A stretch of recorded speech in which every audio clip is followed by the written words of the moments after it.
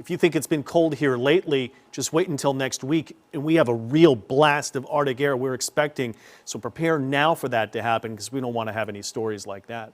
But backing up to what happened last night, again, those rain totals, very impressive. Look at that Laplace where our stories were coming out of, where was just recovering from Ida, it seems, and even more rain. 5 inches there, under 7 inches Mandeville, right around 2 inches many parts of the metro. It looks like the South Shore really stayed away from the worst of it. With this recent rain, I mean, we had such a dry summer. Look at this. First flood warnings I have seen in a long time from some smaller streams and smaller rivers that are there, but just to show how much rain has fallen and is collecting already into those smaller streams.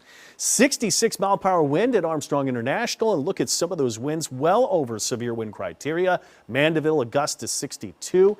So it was a windy one, and that was the biggest part of this event, downing trees and causing the damage we just discussed. Looks like got some communication issues out here. We're missing a few temps, but it gives you the idea. The coldest spot, Bogalusa, is already to 38, generally 40s here in many areas in the South Shore. And we've got winds that are calm in some areas, but they're down to maybe 5 to 10 after we'd gone through all the winds that I just showed were so strong with this recent storm. I brought blizzards to parts of the Midwest in the Central Plains, finally lifting away. We've got the colder air here, and it's still chilly tomorrow, but a quick warm-up is set to come. And this is Thursday ahead of the next system that will arrive overnight Thursday and through Friday and into Friday. That brings another chance of some strong, potentially severe storms. That's our next weather impact day. So the cold setting in tomorrow could be a frosty start, light freeze North Shore.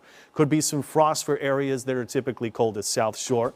I'm looking at maybe Raceland, Dulac, Tahoma, to Belle Chase, to Galliano. Those are some of the communities. Maybe going to northern Jefferson Parish, to Metairie, to Kenner. Maybe temperatures upper 30s flirting with some frost. But plenty of sun tomorrow, high in the sky cloud or two. A light breeze, upper 50s nearing 60, feels so much better than the cold that was in place here today.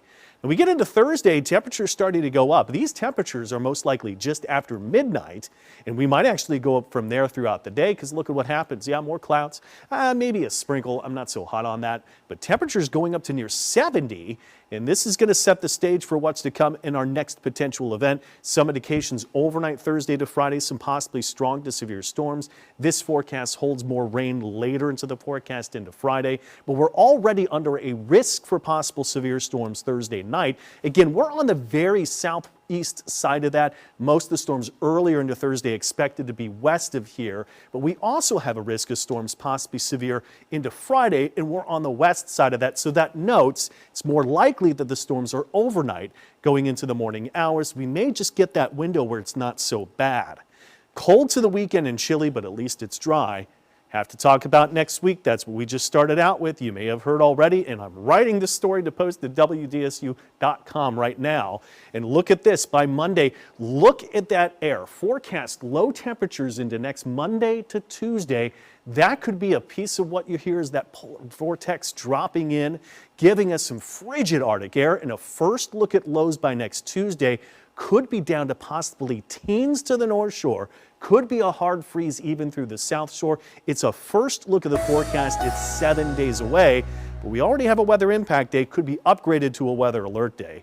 Before then, WDSU First Warning Weather 7-day forecast. Tomorrow should feel better in upper 50s. Watch for storms overnight Thursday, Friday. Weather impact then, but at least a dry weekend.